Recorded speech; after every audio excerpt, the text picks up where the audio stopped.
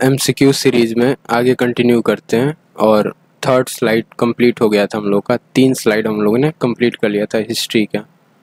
Fourth slide पे चलते हैं, ठीक है। तो ये मॉडर्न हिस्ट्री का सेशन होगा, S60 लर्निंग्स पे सेशन कंटिन्यू हो रहा है। और तीसरा स्लाइड है, चौथा स्लाइड 111 नंबर क्वेश्चन है। क्वेश्चन क्या कह रहा है, अशोक ने अपने क्षेत्र में सामाजिक समस्याओं को हल करने के लिए धम्म महामात्र नियुक्त किया था। सामाजिक समस्याओं को दूर करने के लिए, उनके सॉल्यूशन के लिए धम्म महामात्र का नियुक्ति अशोक ने की थी। पृथ्वीराज चौहान, पृथ्वीराज तृतीय 123rd क्वेश्चन। पृथ्वीराज तृतीय ने 1191 में तराइन फर्स्ट बैटल, इसे कहते हैं फर्स्ट बैटल ऑफ तराइन, 1191 में हुआ था पृथ्वीराज चौहान और मोहम्मद गोरी के बीच, जिसमें मोहम्मद गोरी हार गया था। तो 2 बैटल हुए थे तराइन के, ये दोनों मैं लिखवा दे रहा हूँ। तराइन, ठीक है, तराइन के 2 युद्ध हुए थे, 1191 और 1192। पृथ्वीराज, पृथ्वी वर्सेस गोरी, जिसमें पृथ्वीराज पहली बार जीते थे लेकिन सेकंड टाइम पृथ्वीराज हार गए थे। पृथ्वी वर्सेस गोरी, ये भी सेकंड बैटल ऑफ तराइन था। तो 2 बैटल हुए थे कंसेक्यूटिव ईयर्स में।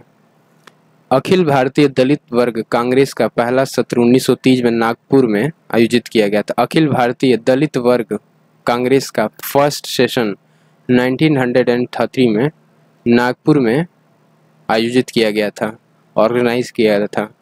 हड़प्पा सभ्यता में कौन सा, देखो पुरातात्विक स्रोत में खेती के साक्ष्य मेहरगढ़ से ही मिले हैं। हड़प्पा में खेती के साक्ष्य मेहरगढ़ से मिले हैं, जो कि हड़प्पा सभ्यता से रिलेट करता है, ठीक है। बेलन दर्रे के पास स्थित है, बोलन दर्रा। ये क्वेश्चन कह रहा है बोलन दर्रे के पास कौन सा हड़प्पा सभ्यता का स्थल है, तो मेहरगढ़ हो गया। और अगेन मैंने बता ही दिया कि खेती के भी साक्ष्य, जुताई किए गए हल के साक्ष्य, ये सारी चीजें मेहरगढ़ से ही मिली हैं।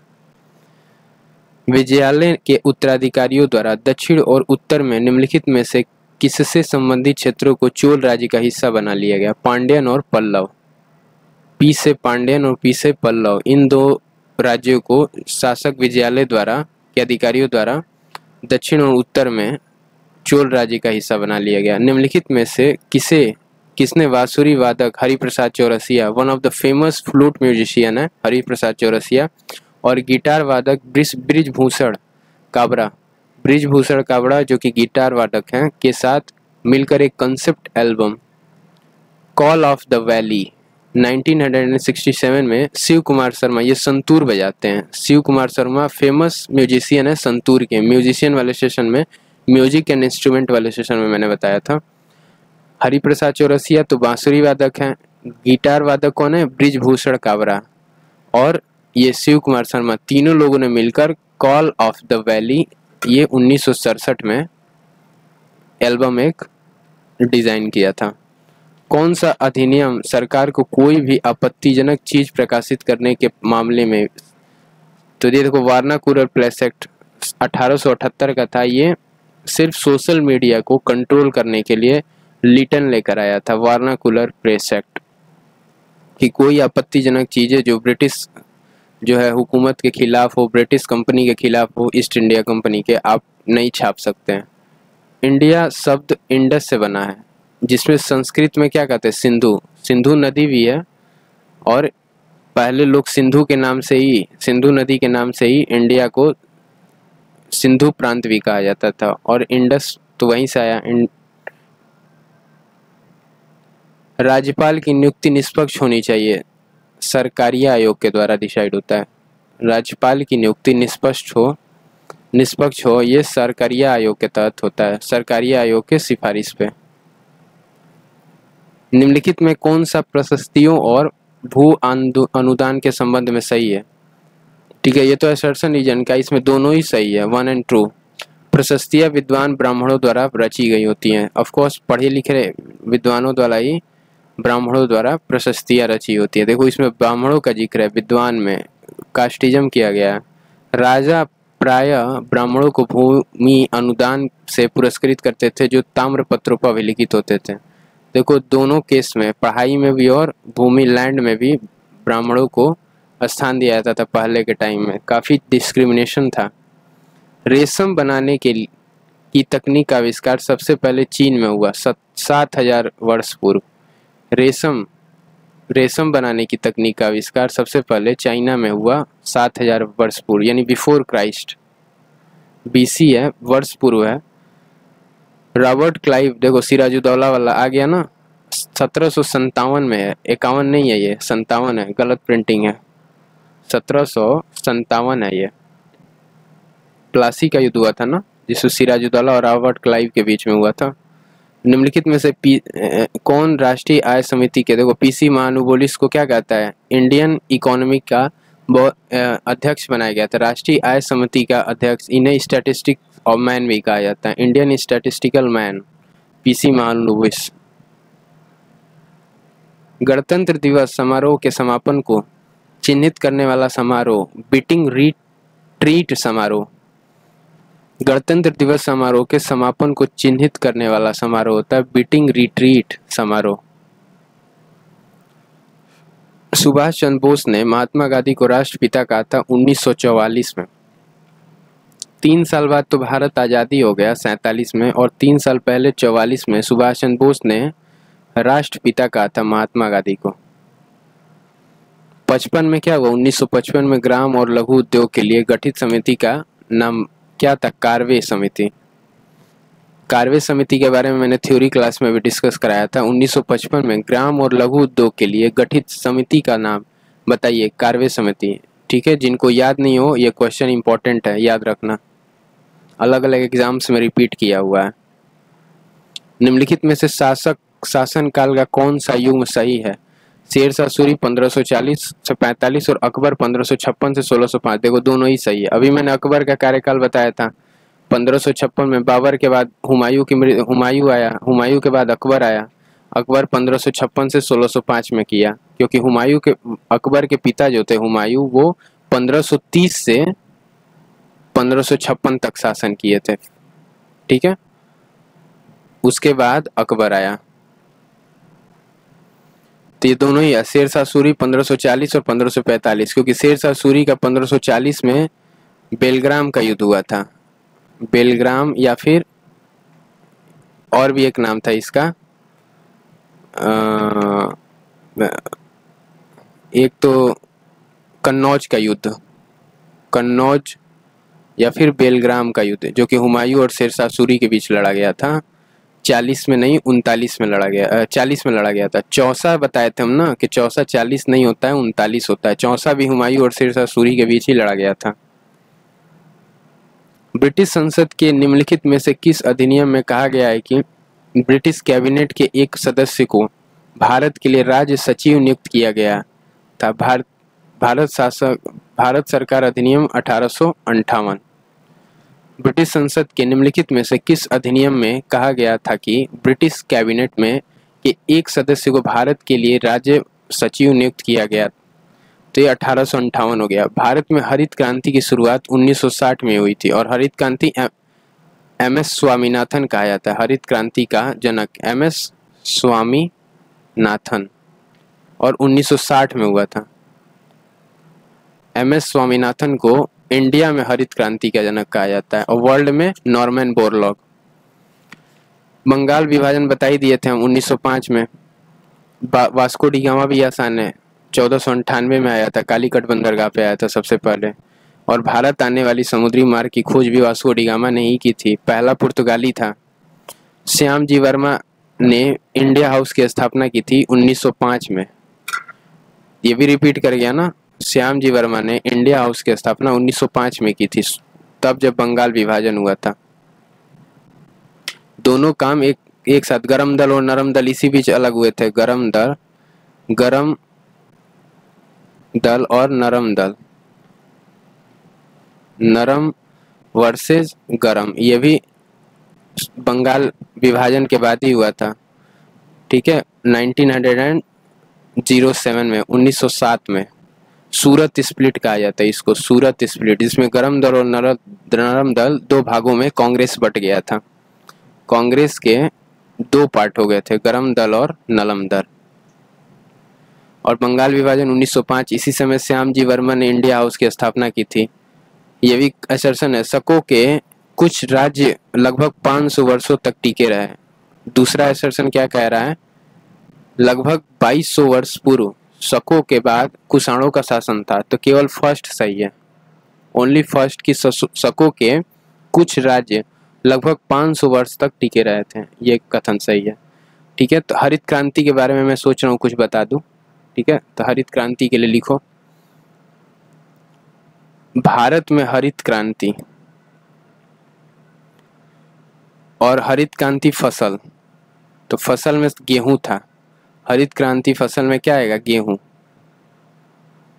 ठीक है, दूसरी चीज MS स्वामीनाथन, जिन्हें भारत में हरित क्रांति का जनक कहा जाता है। और विश्व में हरित क्रांति का जनक कौन होता है, नॉर्मन बोरलॉग, नॉर्मन बोरलॉग। ठीक है, इन्हें विश्व में हरित क्रांति का जनक कहा जाता है। उसके साथ क्या हो जाएगा, आया कब था, 1960 में। हरित क्रांति की शुरुआत 1960 में की गई थी। इसके साथ और क्या क्या बता सकते हैं, हरित क्रांति में फसल बता सकते हैं। किस पे सबसे ज़्यादा जोर दिया गया था, तो गेहूं था, गेहूं पे सबसे ज़्यादा जोर दिया गया था। ठीक है, तो चलो ये दो चीज़ें थी इम्पोर्टेंट, आगे बढ़ते हैं। राजा राज प्रथम और राजेंद्र प्रथम वंश से संबंधित थे, चोलों से। राजा राज प्रथम और राजेंद्र प्रथम ये चोल वंश से संबंधित थे। दिल्ली के महरौली में स्थित लौह स्तंभ निम्नलिखित में से किस शासक से संबंधित था, चंद्रगुप्त द्वितीय सेकंड। चंद्रगुप्त सेकंड से दिल्ली में जो महरौली का लौह स्तंभ है, महरौली में स्थित है लौह स्तंभ, ये चंद्रगुप्त द्वितीय से संबंधित है। लौह स्तंभ चंद्रगुप्त द्वितीय। निम्नलिखित में कौन 1857 के विद्रोह का मुख्य केंद्र नहीं था, रोहतक। रोहतक किस प्रांत में, हरियाणा रीजन में है, और ये 1857 के विद्रोह का मुख्य केंद्र नहीं था। ठीक है, प्रारंभिक तुर्की शासकों ने दिल्ली पर 1206 से 1290 की ईस्वी सन में शासन किया था। तो यहाँ से मैं दिल्ली सल्तनत के बारे में बता देता हूँ। दिल्ली सल्तनत कितने भागों में बटा था और क्या था, तो लिखो दिल्ली सल्तनत यहाँ पे। ठीक है, और कोई सादा ब्लैंक पेज देखते हैं, हाँ यहाँ लिखो दिल्ली सल्तनत।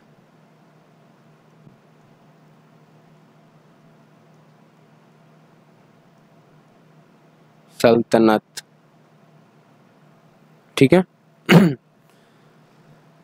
हाँ, ये इसमें 5 राजवंश हुए, 5 वंश।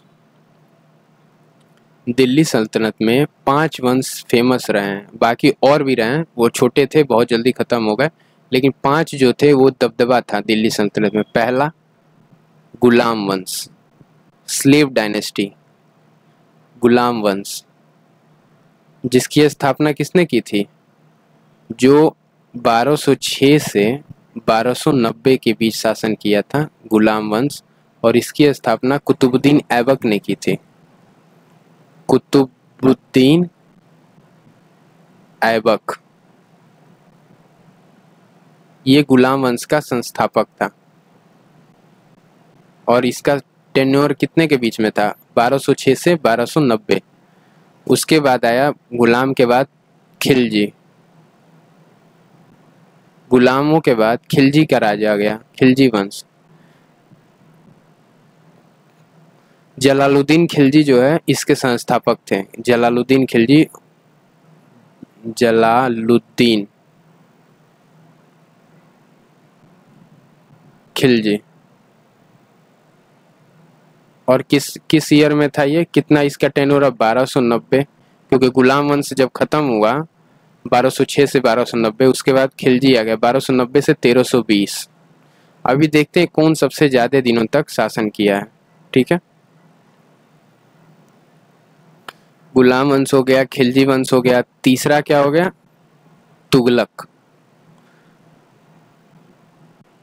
तुगलक वंश का संस्थापक गयासुद्दीन तुगलक।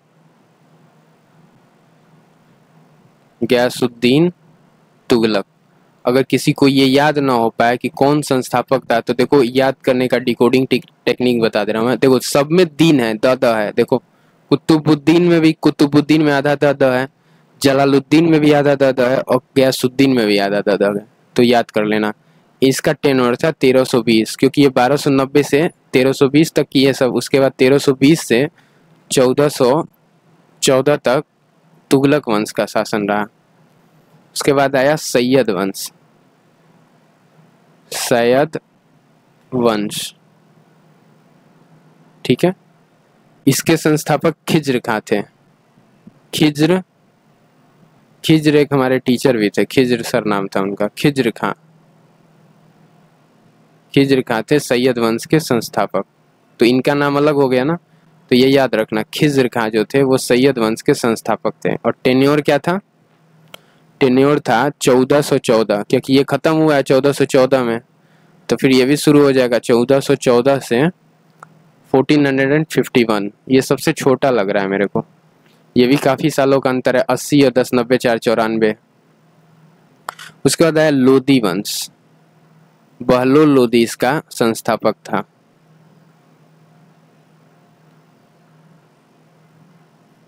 इसके साथ साथ और क्या क्या चीजें हैं जो इन वंशों से रिलेटेड है, वो भी मैं बता देता हूँ।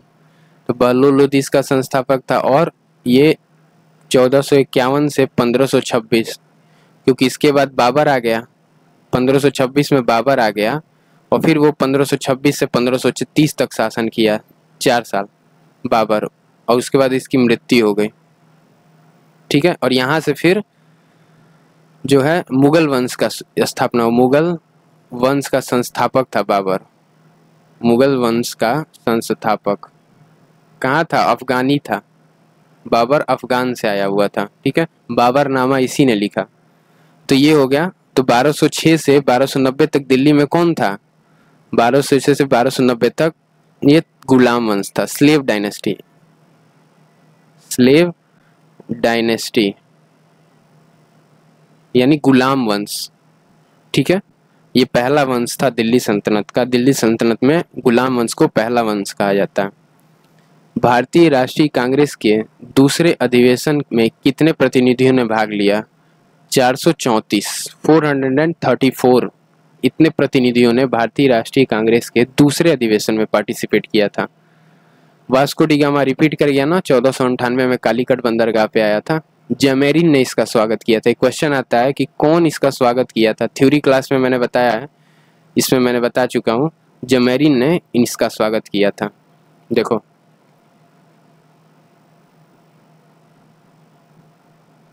वास्को डी गामा आया है और जमेरिन ने इसका स्वागत किया है। यहाँ पे जमेरिन बताया ना, तो ये थ्योरी क्लास था, हिस्ट्री की थ्योरी सेशन मैंने लिया था पूरा कंप्लीट। तो ये सेशन वॉच कर लेना जिनको भी देखना हो, that will be helpful for you. Warren Hasting का 1773 का रेगुलेटिंग एक्ट, वॉरेन हेस्टिंग आया था, पहला गवर्नर जनरल था भारत का। तंजावुर की राजधानी किस राजवंश की थी? अभी पिछले सेशन में भी मैंने बताया था, पिछले स्लाइड में भी, 2 स्लाइड पहले। ये भी रिपीट कर गया ना, टीसीएस क्वेश्चंस ऑलवेज रिपीट करता है। अहमदनगर, ये भी चोल वंश के दौरान मंदिर नगर के रूप में विकसित किया गया था अहमदनगर को। चोलों ने और चालुक्यों ने काफी मंदिरों का निर्माण हमारे देश में कराया था भारत में। तो अहमदनगर मंदिर नगर के रूप में चोल वंश में विकसित किया गया। प्राचीन काल में गंगा के दक्षिण के क्षेत्र को मगध कहते थे। मगध, गंगा के दक्षिणी क्षेत्र को मगध कहते थे। कुवत उल इस्लाम मस्जिद तथा उसकी मीनारें सदी के आखिरी दशक के दौरान निर्मित हुई थी, 12वीं। कुवत उल इस्लाम मस्जिद तथा उसकी मीनारें 12वीं सदी के आखिरी दशक के दौरान निर्मित की गई थी। 12th सेंचुरी, 12वीं सदी का मतलब 1200 वर्ष के टाइम। अब 1200 के टाइम कौन था? गुलाम वंश था, गुलाम वंश। तो गुलाम वंश के समय, क्योंकि ये 1206 से 1290 के बीच में आ रहे हैं सब ना, लगभग 1200 के आसपास गुलाम वंश थे सब जिन्होंने कुव्वत उल इस्लाम मस्जिद का निर्माण। देखो कुतुबुद्दीन ऐबक ही होगा इसका, क्योंकि गुलाम वंश का संस्थापक कुतुबुद्दीन ऐबक था। तो ये भी तुम यहाँ से भी डिकोड करके क्वेश्चन एग्जाम में टिक कर सकते हो। निसुब्बुसुद्दीन देवी का एक मंदिर बनवाया विजयालय ने, ये भी क्वेश्चन मैंने रिपीट समझा दिया। निसुब्बुसुद्दीन मंदिर का निर्माण, देवी के मंदिर का निर्माण विजयालय ने कराया। चोल राजा था विजयालय, चोल वंश का संस्थापक भी था ये विजयालय। भारतीय स्वतंत्रता अधिनियम को ब्रिटिश शाही स्वीकृति कब मिली? जुलाई 1947 में। कौन सा द्वीप भारत का एक हिस्सा है जो भारतीय मुख्य भूमि के दक्षिणी पूर्व में बंगाल की खाड़ी में स्थित है? अंडमान एंड निकोबार। अंडमान एंड निकोबार जो कि भारतीय भूमि के दक्षिणी पूर्व में बंगाल की खाड़ी में स्थित है। निम्नलिखित में कौन सा क्षेत्र चालुक्यों की राजधानी थी? एहोल। देखो चोलों की राजधानी विजयालय, और क्या थी? चोलों का राजधानी। चोल वंश ने किसको अपनी राजधानी बनाया था? बताओ कमेंट में। ये चालुक्यों का था Aihole. Hindu college again repeat कर गया बनारस में, तीसरी बार क्वेश्चन रिपीट किया, थर्ड टाइम इसी स्लाइड में। अभी तक 3 स्लाइड में बता चुका हूँ, ये चौथा बार है, थर्ड टाइम से क्वेश्चन रिपीट किया। हिंदू कॉलेज की स्थापना तो ये बनारस में 1791 में हुई थी। फासियान ने निम्नलिखित में किस भारतीय राज्य से अपने घर वापस आने की यात्रा शुरू की? बंगाल से। तो देखो सब कालीकट जो है बंदरगाह बंगाल के पास ही था, सब उधर ही आते थे, सब हुगली और जितने भी समुद्री मार्ग से आने वाले बाहरी जो आगमन हुआ है बाहरी लोगों का, वो लोग बंगाल में ही बंगाल पे ही आते थे, फिर वापस वहां से लौट जाते थे। हड़प्पा के लोग भारत में वर्तमान से सोना लाते थे कर्नाटक से। कोलार की खानें कर्नाटक में ही है ना, कोलार, जहाँ सोने और हीरे दोनों पाए जाते हैं। तो कोलार हड़प्पा के लोग वर्तमान में सोना लाते थे कोलार की खान से, कर्नाटक में है। तो ये तो याद ही हो जाएगा तुम लोगों को। वास्को डी गामा देखो फिर आ गया, ये क्वेश्चंस ऑलवेज रिपीट कर रहे हैं। सरोजिनी नायडू ने नमक सत्याग्रह, अब नमक सत्याग्रह के बारे में बता देता हूं मैं। तो नमक सत्याग्रह ये कितने दिनों तक चला?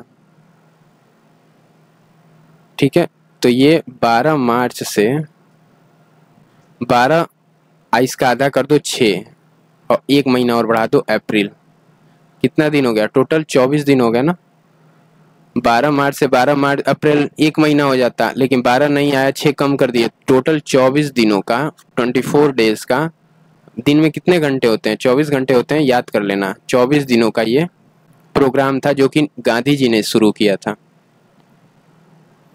गांधी स्टार्ट्स, ठीक है। और ये 12 मार्च, ईयर बता दो, ईयर छूट गया ना, 1930 में आया था नमक सत्याग्रह। तो इसका आंसर हो ही गया। कहाँ पे? ये है ना नमक सत्याग्रह। सरोजिनी नायडू ने महात्मा गांधी को नमक सत्याग्रह में महिलाओं को आंदोलन में शामिल करने की अनुमति देने के लिए राजी किया था। अवध पर सहायक गठबंधन संधि 1801 में लागू की गई थी अवध पे। पॉल डिराक नाम के ब्रिटिश भौतिक विज्ञानी फिजिसिस्ट 1930 में प्रतिकण एंटी पार्टिकल, अभी हम लोग पढ़ते हैं ना इलेक्ट्रॉन प्रोटॉन और न्यूट्रॉन, तो ये सब न्यूक्लियर पार्टिकल हैं। एक होता है एंटी पार्टिकल, जैसे पॉजिट्रॉन है, अल्फा न्यूट्रॉन पॉजिट्रॉन है, फिर से इलेक्ट्रॉन का ही और है वर्जन पॉजिट्रॉन, और अल्फा पार्टिकल्स हैं, ये सारे एंटी पार्टिकल्स हैं। मिन्हाज ए सिराज सुल्तान इल्तुतमिश के शासनकाल के दौरान एक इतिहासकार था। मिन्हाज ए सिराज, ये सुल्तान इल्तुतमिश, जिसने क्या बनवाया था इल्तुतमिश ने? तो ये निर्माण कार्य पूर्ण कराया था ये कुतुब मीनार का, कुतुब मीनार। इल्तुतमिश ने कुतुब मीनार का निर्माण कार्य पूर्ण कराया था। ठीक है, और ये इसके समय मिन्हाज ए सिराज क्या था, हिस्ट्री का लेखक था, इतिहासकार था। अभिनव भारत सोसाइटी क्रांतिकारियों का एक गुप्त संगठन था। ये बॉम्बे प्रेसिडेंसी के समय था और ये कब था, 1904 में इसकी स्थापना की थी, 1904। अभिनव भारत सोसाइटी, इसकी स्थापना 1904 में की गई थी और ये क्या था, गुप्त संगठन था, बॉम्बे प्रेसिडेंसी के अंतर्गत आता था। यह असर्शन रीजन का क्वेश्चन है। निम्नलिखित राजवंश शासित क्षेत्रों के युग्मों में से कौन सा सही मेल खाता है। शक जो है पश्चिमोत्तर और उत्तर भारत, और दूसरा वकाट वंश। एक शक वंश था, एक वकाट वंश था, जो मध्य और पश्चिम भारत तक जो है फैले थे। तो फर्स्ट और सेकंड दोनों ही करेक्ट है। देखो शक वंश के बारे में मैंने थ्योरी क्लास में बहुत अच्छे से बताया है, और वकाट वंश के बारे में भी। तो ये दोनों वंश मैंने वहाँ पे बताए थे कि इम्पोर्टेंट भी है, तो देखो इम्पोर्टेंट करके आ गया ना यहाँ पे भी। हड़प्पा सभ्यता में मेहरगढ़ अगेन रिपीट कर गया। घर में अवशेष जो है पहले वर्गाकार या तो स्क्वायर शेप में होते थे या रेक्टेंगुलर शेप में होते थे। चितरंजन दास, सीआर दास और मोतीलाल नेहरू ने मिलकर क्या बनाया था, स्वराज पार्टी का गठन किया था। और चितरंजन दास गुरु किसके थे, ये सुभाष चंद्र बोस के। देखो चितरंजन दास गुरु थे सुभाष चंद्र बोस के, और इन्होंने 1923 में सीआर दास, चितरंजन दास और मोतीलाल नेहरू ने मिलकर स्वराज पार्टी का गठन किया था। स्वराज पार्टी, मोतीलाल नेहरू और चितरंजन दास, इन लोगों ने मिलकर। और ये गुरु किसके थे, सुभाष चंद्र बोस के। ठीक है, निम्नलिखित में से किस क्रांतिकारी ने अपने मुकदमे के दौरान कहा था, हम बम और पिस्तौल के पंथ का महिमा मंडन नहीं करना चाहते बल्कि समाज में क्रांति चाहते हैं। भगत सिंह, जिनको सबसे कम उम्र में फांसी दे दी गई, उन्होंने कहा था कि हम बम और पिस्तौल के पंथ का महिमा मंडन नहीं करना चाहते, हम समाज में क्रांति चाहते हैं जिससे हमारा देश क्या हो, स्वतंत्र हो, आजाद हो। ऑल इंडिया मुस्लिम लीग की स्थापना 1906 में हुई थी, ढाका में। ऑल इंडिया मुस्लिम लीग की स्थापना 1906 में ढाका में हुई थी।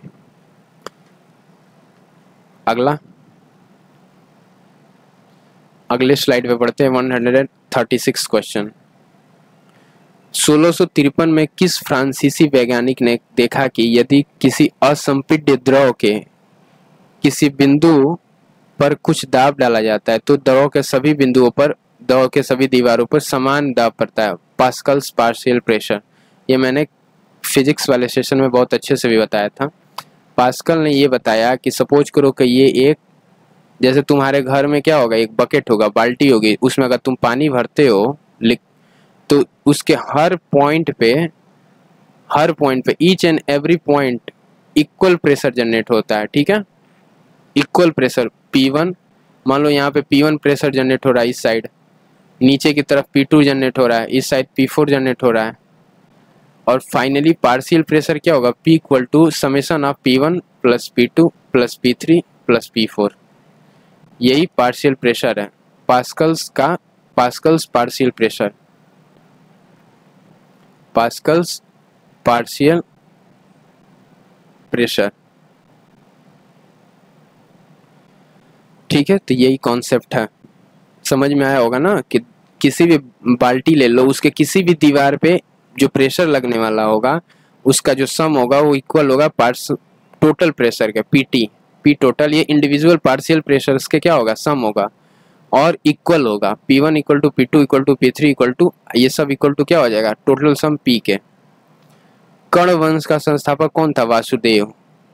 देखो कर्ण से कर्ण वो याद कर लो, और वासुदेव श्री कृष्ण है ना, तो कर्ण और श्री कृष्ण की दोस्ती थी। अब कर्ण वंश के बारे में थोड़ा सा बता देते हैं हम, क्योंकि इंपॉर्टेंट है, अभी आगे भी आएगा।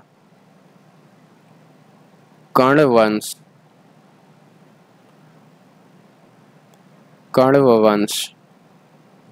तो कर्ण से तो याद कर लो कि ये वासुदेव क्या थे, इसके संस्थापक थे कर्ण वंश के। और ये 1773 BC, बिफोर क्राइस्ट की बात हो रही है, से 30 BC के टाइम पे था ये राजवंश। 73 BC से 30 BC के टाइम ये राजवंश था। 1973 में सत्यशोधक समाज की स्थापना बॉम्बे प्रेसिडेंसी में हुई थी। ज्योतिबा फूले सत्यशोधक समाज की संस्थापक हैं। ज्योतिबा फूले, ज्योतिबा फूले, ठीक है, बता चुके हैं सबको। मैकाले के विवरण के दौरान आधार पर अंग्रेजी शिक्षा का अधिनियम 1835 में आया था। मैकाले की अंग्रेजी शिक्षा प्रणाली ये 1835 में इंट्रोड्यूस की गई थी। ऊपर के क्वेश्चंस नहीं बताए थे क्या?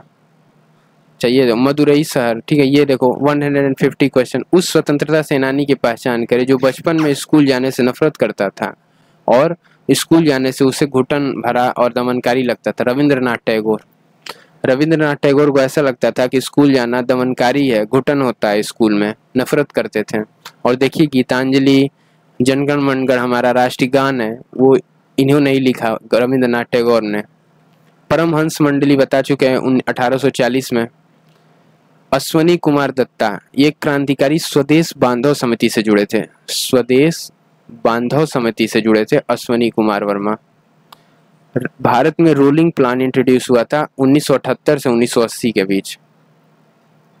भारत में रोलिंग प्लान 1978 से 1980 के बीच में होता। 5 ईयर प्लान के अंतर्गत ये आता था। मृणालिनी साराभाई को 1992 में निम्नलिखित में से किस पुरस्कार से सम्मानित किया गया था? पद्म भूषण। तो मृणालिनी साराभाई किस चीज की नृत्यांगना है? तो मृणालिनी साराभाई ये कथक की नृत्यांगना है। कि भरतनाट्यम, भरतनाट्यम, मृणालिनी साराभाई ये भरतनाट्यम की नृत्यांगना है और इन्हें पद्म भूषण से सम्मानित किया गया। आगे बढ़ते हैं।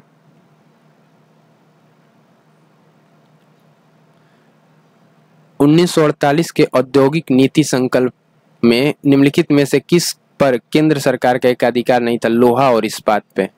ह्वेनसांग, तो ये तो ह्वेनसांग किसके शासनकाल में आया था? ह्वेनसांग है ये हर्षवर्धन के शासनकाल में आया था। और नालंदा में अध्ययन किया था। नालंदा कहाँ पे है बताएं? बिहार में है। नालंदा क्या अभी डिस्ट्रिक्ट है? मुर्शिदाबाद। कौन सा शहर बंगाल की राजधानी बना? 1704 में मुर्शिदाबाद को बंगाल की राजधानी बनाया गया। पुहार या कावेरी पट्टिनम निम्नलिखित में से किस राजवंश का पतन था? चोल। बाबर ने 1530 में दिल्ली पर शासन किया था। तो 1526 से 1530 तक शासन किया था बाबर दिल्ली पे। और 1530 में क्या हुई थी? इसकी मृत्यु हो गई थी। जुलाई 1968 में गेहूं क्रांति शीर्षक से एक विशेष डाक टिकट जारी किया था इंदिरा गांधी ने। इंदिरा गांधी ने 1968 में गेहूं क्रांति शीर्षक से एक विशेष डाक टिकट जारी किया था। किस विधेयक में प्रावधान किया गया कि भारतीय न्यायाधीश भी ब्रिटिश या यूरोपीय व्यक्तियों पर मुकदमे चला सकते हैं? Ilbert bill. इल्बर्ट बिल के अंतर्गत ये डिसाइड किया गया कि भारतीय जो न्यायाधीश हैं वो भी ब्रिटिश या यूरोपीय व्यक्तियों पर मुकदमे चला सकते हैं। निम्नलिखित में से किसे मुगल सम्राट हुमायूं को चौसा में हराया था? शेर शाह सूरी। देखो शेर खान नहीं है, शेर शाह सूरी के बीच में लड़ा गया था। उसे ही लग रहा है शेर खान कहा जाता है। शेर शाह सूरी जो कि चौसा का युद्ध 1939 में हुआ था। मैंने बताया था ना चौसा 40 नहीं 39 होता है। तो 1939 में चौसा की लड़ाई हुई थी। देखो 1939 नहीं 1939 नहीं 1939 में चौसा की लड़ाई नहीं हुई थी। 1739 1539 में चौसा की लड़ाई लड़ी गई थी। और 1540 में बेलग्राम और कन्नौज की लड़ाई लड़ी गई थी हुमायूं और शेर शाह सूरी के बीच। तो देखो यहाँ पे है 1539 चौसा। मध्य पाषाण युग की अवधि लगभग 12,000 वर्ष से पूर्व से 10,000 वर्ष पूर्व है। बिफोर क्राइस्ट BC की बात हो रही है। 12,000 से 10,000 वर्ष पूर्व। निम्नलिखित में से किसने 1266 से 1287 के बीच भारत में शासन किया? गयासुद्दीन बलबन। 1266 से 1287 के बीच गयासुद्दीन बलबन ने शासन किया था। निम्नलिखित में से किसे अपने परंपरागत पेशे को छोड़कर शस्त्र को अपना लिया और कर्नाटक में अपना राज्य सफलतापूर्वक स्थापित किया? कदम्ब मयूर शर्मण ने परंपरागत पेशे को छोड़कर शस्त्र को अपनाया और कर्नाटक में अपना राज्य स्थापित किया। कदम्ब मयूर शर्मण भारत का राष्ट्रीय अभिलेखागार 1920 के दशक का है। राष्ट्रीय अभिलेखागार जिसे नेशनल रिकॉर्ड रूम कहते हैं। नेशनल रिकॉर्ड रूम ये 1920 के दशक का है। अब्दुल करीम खान और अब्दुल वाहिद खान ये किराना घराने थे। पंडित भीमसेन जोशी जो कि हिंदुस्तानी क्लासिकल सिंगर हैं, ये भी किराने घराना से थे। तो ये क्वेश्चन कह रहा है अब्दुल करीम खान और अब्दुल वाहिद खान ये किस घराने से थे? तो ये किराना घराने से थे। बंगाल में पहली इंग्लिश फैक्ट्री हुगली के नदी के तट पर स्थापित की गई थी 1651 में। पहली बार भारत में बंगाल में इंग्लिश फैक्ट्री 1651 में हुगली नदी के तट पर स्थापित की गई थी। जेम्स मिल ने ए हिस्ट्री ऑफ ब्रिटिश इंडिया नामक 3 जिल्द बृहत कृत पुस्तक जो है कृत प्रकाशित किया था 1817 में। जेम्स मिल के बारे में और कुछ बताओ। तो a history of British India ये जेम्स मिल ने लिखा था। ये मैंने थ्योरी क्लास में बताया था। कमेंट में अभी तक किसी ने नहीं लिखा जेम्स मिल के बारे में। आगे बढ़ते हैं। चौरी चौरा कांड कब हुआ था? 1925 के टाइम पे हुआ था चौरी चौरा कांड। ठीक है। काकोरी कांड हुआ था 1925 में। चौरी चौरा 1922 में हुआ था। 1922 में चौरी चौरा कांड हुआ था। 1885 में ए हो ह्यूम ने कांग्रेस का पहला अधिवेशन जो है कांग्रेस की स्थापना की और कांग्रेस के पहले अधिवेशन में 72 प्रतिनिधियों ने पार्टिसिपेट किया था। कांग्रेस के फर्स्ट अधिवेशन में कितने लोगों ने पार्टिसिपेट किया? 72 ने। और सेकंड अधिवेशन में 434 लोगों ने पार्टिसिपेट किया। 434 लोगों ने। निम्नलिखित में से कौन सा कथन, तो ये तो ठीक है करा ही दिए थे हम संगम वंश वाला। निम्नलिखित में से किस क्रांतिकारी समूह के सदस्यों ने 1927 में सहायक पुलिस अधीक्षक जॉन सार्डन की हत्या की थी? Hindustani republic association. Hindustan republic association के सदस्यों ने क्रांतिकारी समूह था, इसने जॉन सॉन्डर्स की हत्या कर दी थी। अब HRA के बारे में समझते हैं। Hindustan republic association HRA, Hindustan republic association. तो इसकी स्थापना कब हुई थी? 1924 में। हिंदुस्तान रिपब्लिक एसोसिएशन की स्थापना 1924 में हुई थी। कहाँ हुई थी? कानपुर में हुई थी। ठीक है। HRA Hindustan republic association. और कितने लोगों ने मिलकर इसका स्थापना किया था? सचिंद्र नाथ पाल। देखो नाम लिख दे रहे हैं यहाँ पे, यहीं से लिखो। पहले थे सचिंद्र नाथ पाल,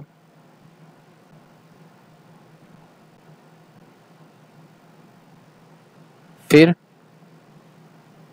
थे नरेंद्र मोहन,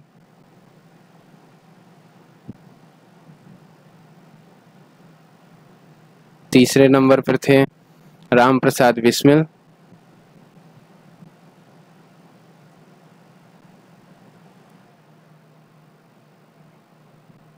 चौथे नंबर पर थे योगेश चंद्र चटर्जी,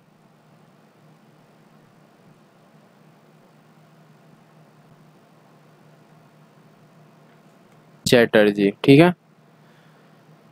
सचिंद्र नाथ पाल, राम प्रसाद बिस्मिल, नरेंद्र मोहन और योगेश चंद्र चटर्जी, ये लोगों ने मिलकर HRA की स्थापना की थी, हिंदुस्तान रिपब्लिक एसोसिएशन, 1924 में कानपुर में। और HRA का नाम बदला गया था, HRA से HSRA किया गया था बदलकर। HSRA ये 1928 में 1928 में नाम बदल दिया गया। HRA का नाम बदल के HSRA कर दिया गया। ठीक है। और काकोरी कांड, काकोरी ट्रेन डकैती, काकोरी में क्या हुआ था? ट्रेन डकैती हुई थी। ये 9 अगस्त 1925 का है। काकोरी ट्रेन डकैती, ये इल्जाम किसने दिया था? HRA ग्रुप ने। HRA के जो सदस्य थे उन्होंने काकोरी का ट्रेन डकैती की थी 1925 का। ठीक है। और इसमें कितने लोगों को फांसी हो गई? भाई डकैती करोगे और वो भी ब्रिटिशों का, तो फांसी होगी ना। तो कितने लोगों को फांसी हुई थी वो लिख लो। काकोरी ट्रेन डकैती का परिणाम यह हुआ कि लोगों को फांसी तक हो गई। और वो उसमें थे राम प्रसाद बिस्मिल, अशफाक उल्ला खां। ठीक है, राम प्रसाद बिस्मिल थे, अशफाक उल्ला खां थे, अशफाक उल्ला खां, फिर राजेंद्र लोहड़ी, राजेंद्र लोहड़ी, और अगले कौन थे? ठाकुर रोशन सिंह, ठाकुर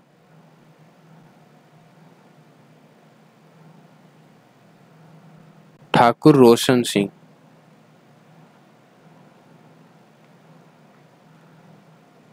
अगला तो ये हो गया। अब बोलते हैं अगले स्लाइड पे। 1 अगस्त 1907 में मैडम भीकाजी कामा विदेशी धरती पर भारतीय ध्वज फहराने वाली पहली महिला बनी और उन्होंने जर्मनी में भारतीय ध्वज फहराया था। तो भीकाजी कामा पहली भारतीय महिला थी जिन्होंने विदेश की धरती पर भारतीय ध्वज फहराया था। बहमनी सल्तनत की स्थापना निम्नलिखित में से किस नेता ने की थी? अलाउद्दीन हसन बहमन शाह, अलाउद्दीन हसन बहमन शाह ने बहमनी जो है सल्तनत की स्थापना की थी। अगला, निम्नलिखित में से देखो 9 नंबर क्वेश्चन, निम्नलिखित में से किस स्थान पर 7 अगस्त 1905 को स्वदेशी आंदोलन की औपचारिक घोषणा की गई थी?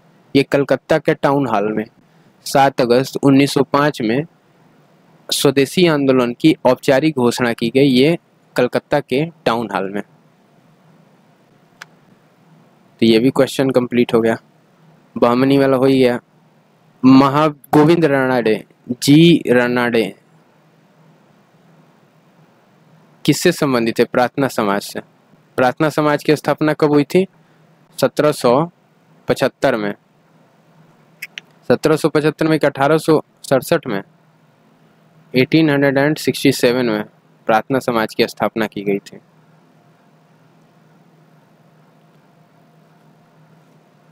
नौ 950 से 1050 AD के बीच खजुराहो के मंदिरों का निर्माण चंदेल शासकों ने कराया था।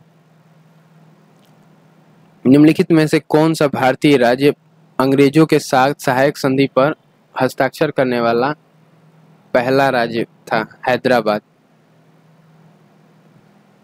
हैदराबाद जो था वो पहला राज्य था जिसने अंग्रेजों के साथ सहायक संधि पर हस्ताक्षर किया था। बक्सर का युद्ध हेक्टर मुनरो के नेतृत्व में किया गया था। 1764 का बक्सर का युद्ध 1764 में 22 अक्टूबर को हुआ था। 22 अक्टूबर 1764। ठीक है, 22 अक्टूबर 1764 को मीर कासिम मुगल बादशाह शाह आलम और अवध के नवाब सुजाउद्दौला के साथ हेक्टर मुनरो जो कि अंग्रेजों की तरफ से नेतृत्व कर रहा था, बक्सर का युद्ध किया था।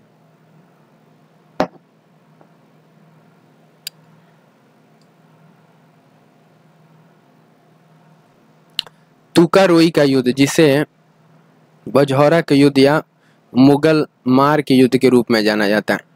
तुकारोई का युद्ध, जिसे बजहौरा का युद्ध या मुगल मार के युद्ध के नाम से जाना जाता है। तो चलो फिलहाल में इतना ही सेशन रखते हैं, सेशन को एंड करते हैं, कुछ काम आ गया हमको।